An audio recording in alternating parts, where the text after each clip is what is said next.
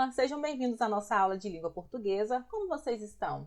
Eu espero que bem. Estou com muita saudade de estar na sala de aula presencialmente com vocês, mas essa foi uma maneira que eu encontrei de fazer a correção das atividades. Hoje faremos a correção da nossa primeira atividade, aquela com conteúdo sobre lendas e mitos. Professora, eu não lembro, que atividade é essa? Eu retirei um texto desse livro chamado Como Nasceram as Estrelas, da autora Clarice Lispector, onde tem uma lenda indígena que conta sobre a origem das estrelas. É claro que se estivéssemos em sala de aula presencialmente, vocês viriam, participariam, levantariam a mão, eu quero responder. Mas vocês também podem participar virtualmente. Caso alguma resposta não seja aquela que você tenha colocado no caderno, deixa aqui embaixo nos comentários que eu vou dizer se está correta, se aproxima, do que a pergunta pede, ok? Então vamos à leitura do texto? Vem comigo! Como nasceram as estrelas? Pois é, todo mundo pensa que sempre houve estrelas pisca-pisca, mas é erro. Antes, os índios olhavam de noite para o céu escuro e bem escuro estava esse céu, um negror. Vou contar a história singela do nascimento das estrelas. Era uma vez, no mês de janeiro, muitos índios e ativos caçavam, pescavam, guerreavam, mas nas tabas não faziam coisa alguma, deitavam-se nas redes e dormiam roncando. E a comida? Só as mulheres cuidavam do preparo dela para terem todos o que comer. Uma vez, elas notaram que faltava milho no cesto para moer. Que fizeram as valentes mulheres? O seguinte: sem medo, enfurnaram-se nas matas, sob um sol gostoso amarelo. As árvores rebrilhavam verdes e embaixo delas havia sombra e água fresca. Quando saíam de debaixo das copas, encontravam calor, bebiam no reino das águas dos riachos buliçosos, mas sempre procurando milho, porque a fome era daquelas que as faziam comer folhas de árvores, mas só encontravam espigazinhas murchas e sem graça. Vamos voltar e trazer conosco os curumins. Assim chamavam as crianças indígenas, curumim da sorte. E deu mesmo. Os garotos pareciam adivinhar as coisas. Foram retinho em frente numa clareira da floresta, eis um milharal viçoso crescendo alto. As índias maravilhadas disseram: vamos colher muita espiga. Mas os garotinhos também colheram muitas e fugiram das mães, voltando à taba e pedindo à avó que lhes fizesse um bolo de milho. A avó assim fez e os curumins se encheram de bolo, que logo se acabou. Só então tiveram medo das mães, que reclamariam por eles comerem tanto. Podiam esconder numa caverna a avó e o papagaio, porque os dois contariam tudo. Mas e se as mães dessem falta da avó e do papagaio tagarela? Aí então chamaram os colibris para que amarrassem o cipó no topo do céu. Quando as índias voltaram, ficaram assustadas, vendo os filhos subindo pelo ar. Resolveram essas mães, nervosas, subir atrás dos meninos e cortar o cipó embaixo deles. Aconteceu uma coisa que só acontece quando a gente acredita. As mães caíram no chão, transformando-se em onças. Quanto aos curumins, como já não podiam voltar para a terra, ficaram no céu até hoje, transformados em gordas estrelas brilhantes. Mas, quanto a mim, tenho a lhes dizer que as estrelas são mais do que curumins. Estrelas são os olhos de Deus vigiando para que corra tudo bem, para sempre. E, como sabe, sempre não acaba nunca. Clarice Lispector. E aí, vocês gostaram dessa lenda? Alguém aqui já conhecia ou foi a primeira vez? Então, como vocês viram, a autora explicou a origem das estrelas. Vamos à exploração do texto. Aqui dentro do texto, além da criação da estrela, ela ainda explica a origem de outros seres. Quais são esses seres? Se vocês voltarem lá no texto, vão perceber que quando as mães cortam as cordas, elas caem no chão e se transformam em onças. Então, a resposta correta da número 1 é onça, ok? Questão número 2.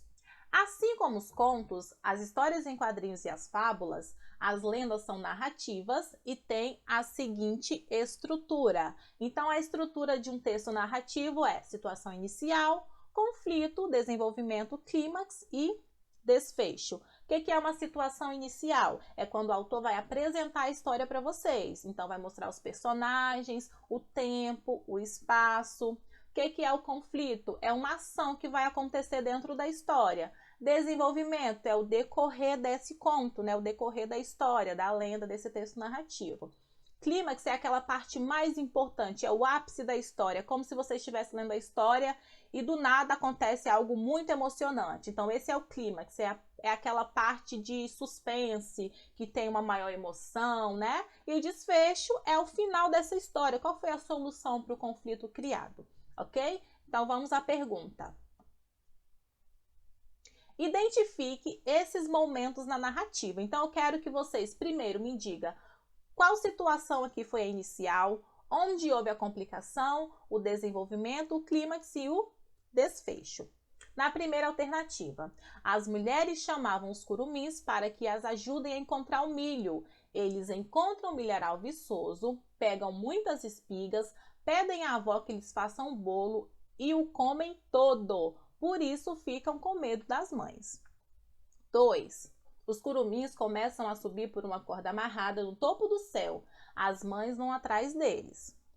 3. As mulheres resolvem buscar milho para moer. 4. As mães viram onças e os curumins estrelas. 5. À noite, o céu era completamente escuro. Os homens caçavam, pescavam, guerreavam. As mulheres cuidavam do preparo da comida. Então, vamos à resposta correta? Olha só. Letra A, situação inicial. Vocês lembram que eu disse que na situação inicial, o narrador ele vai apresentar, vai mostrar o personagem, vai mostrar o local, o tempo, né? Então, olha só, lá na 5, à noite, o céu era completamente escuro. Os homens caçavam, pescavam, guerreavam e as mulheres cuidavam do preparo da comida. Então, aqui ele está apresentando os personagens na situação inicial. Letra B. Qual é a complicação? As mulheres resolvem buscar milho para moer, ou seja, precisou de uma ação para que elas buscassem esse milho. Então, a partir daí a complicação. Por que elas foram buscar esse milho? Porque não tinha, né, na aldeia. Desenvolvimento é onde ele vai contar, né, essa história. Então, as mulheres chamam os curumins para que ajudem a encontrar o milho. Eles encontram o milharal viçoso, pegam muitas espigas, pedem à avó que eles façam um bolo e comem todo, por isso ficam com medo das mães. Então, a partir do momento em que eles buscaram milho, eles encontraram os milhos, né? E daí eles pegaram todos os milhos e levaram até a avó. Então, o autor, no desenvolvimento, contou a história. Qual foi o momento mais emocionante, ou seja, o clímax da história? Os curumins começam a subir pela corda, ou seja, eles comeram tanto bolo que ficaram com medo das mães e subiram. Então, o momento em que eles estão subindo pela corda é o ponto alto da história, porque a partir daí eu tenho o meu desfecho. Qual foi o meu desfecho? As mães viram onças e os curumins viram estrelas, ok? Questão número 3. Uma narrativa desenvolve-se por meio de fatos ou ações que dão origem a outros fatos ou ações. Então, olha só. Como na aldeia não tinha milho, o que aconteceu? As mulheres foram na mata à procura desse milho. Então, qual foi a causa? A falta de milho. E o que essa falta de milho teve como consequência? As mulheres saírem das aldeias para buscar esse milho. Então, eu coloquei para vocês 5 possibilidades de causa para vocês escreverem a consequência dessa causa. Então, vamos à resposta. Primeiro, as mulheres acham que os curumins dão sorte. Então, qual é a consequência disso? Elas pegam as crianças, os curumins, e levam com elas, porque se eles dão sorte, eles encontrarão o milho, certo? Os curumins encontram muitas espigas. Qual foi as consequências? As mães e os curumins, eles colhem essas espigas encontradas. Os curumins voltam para a taba e pedem para que a avó faça bolo. Então a causa foi essa. E o que aconteceu quando a avó fez o bolo? Qual foi a consequência disso? Eles comeram todo o bolo. Os curumins sentem medo das mães. Aí o que eles fizeram? Nossa, eu tô com muito medo. Quando ela chegar, ela vai brigar comigo. O que eles fizeram? Resolveram subir num cipó amarrado ao céu. As mães sobem atrás dos filhos e cortam o cipó. Aqui, qual foi o resultado disso tudo? Primeiro, as mães subiram atrás deles para cortar o cipó. E qual foi a consequência? Elas caíram, viraram onças e eles ficaram no céu e se transformaram em gordas estrelas brilhantes. Até aqui tudo bem? Questão número 4.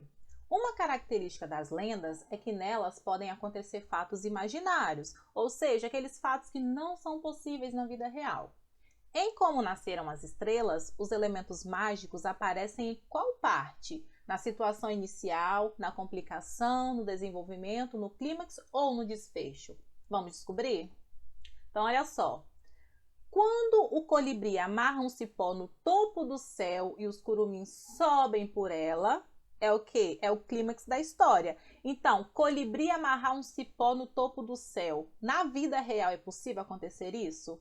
Não, então é uma situação imaginária. E tem outra, quando as mulheres se transformam em onças e os curumins em estrelas. E isso foi onde? No desfecho. Então, em quais situações? No clímax e no desfecho, ok? Questão número 5. Releia este trecho. Aconteceu uma coisa que só acontece quando a gente acredita. As mães caíram no chão, transformando-se em onças. Letra A.